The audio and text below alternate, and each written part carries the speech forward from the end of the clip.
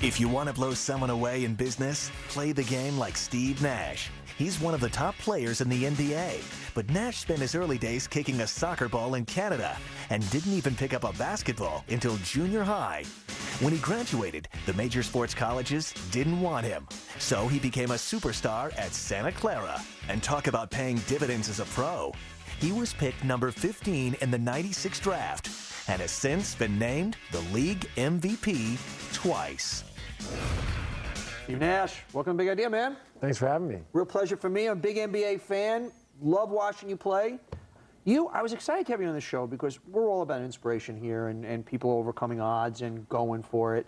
And I want to go back to you as a 10-year-old kid in Canada, not a tall kid. I mean, you're not a huge guy now. Mm-hmm. And the kid who was shooting 600 free throws out there, who actually, they had a cart off. You'd work to exhaustion until you passed out. So give me the beginnings of this drive that you had, man.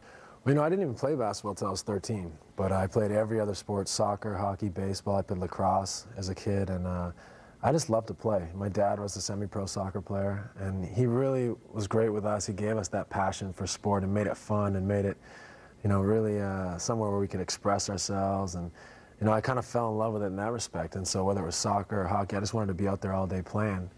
And I think for me, that's my greatest gift, my greatest skill is that inspiration. I find it every day, and that's what's allowed me to continue to overcome. When they picked you, I think it was Danny Ainge was running the Suns at the time, and you had some boos in the audience. Yeah. What does that feel? I always wonder, what does that feel like? You're, okay, hey man, this team has just chosen me, and people are going, boo, boo.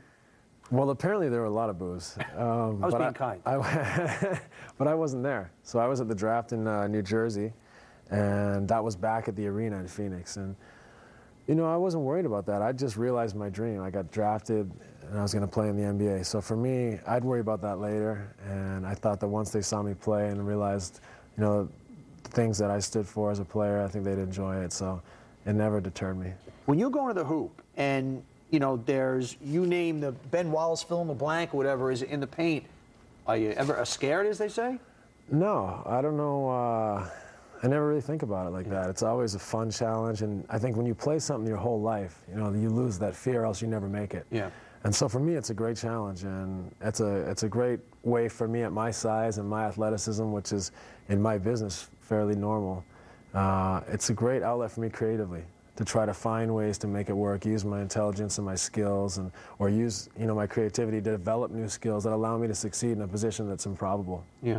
Let's talk about you as a brand, because before we got started, I was saying to you off camera, you, I think, have been so undermarketed by your own choice that you're, as a marketer, go, wow, this guy's a great story. The underdog, super likable, good-looking guy, team guy, two-time MVP. You got the new Raymond Wheel campaign, my good buddy Benny Shaptai, which gives money to your foundation. Why not more up until this point? I ask that openly because it's been by your choice. Up until this point, I've been very selective, and a part of it was just a philosophical position where I wasn't sure I wanted to be out there in that arena. Why wouldn't you be? It's certainly big money. It opens up more doors to do other things. So why wouldn't you want to do more of it? Well, to take it back even further, I had a philosophical issue with myself with my foundation. You know, at some point I felt like it was contradictory to get attention for doing charity. I thought that something charitable should be anonymous, and it took me a long time to really get that going. But now I realize that for a foundation to really have as many legs as possible, as much power as possible, you need to capitalize on the position you have. So once I was able to overcome that guilt or that feeling of conflict, you know, I realized a foundation, you can create so many positive synergies and relationships with companies, let alone individuals. So that was one step. And then I think I realize now that there's so many partners out there in the commercial world that you can create so many positive avenues for your foundation and so many underserved children around the world that, you know, I'm much more open and philosophically stable as far as it goes and as far as myself as a brand, and I'm looking forward to really capitalizing on that for my foundation primarily, but also for myself. One of the greats of the game. We're back on the roadmap in 2. Thanks, man. Thanks.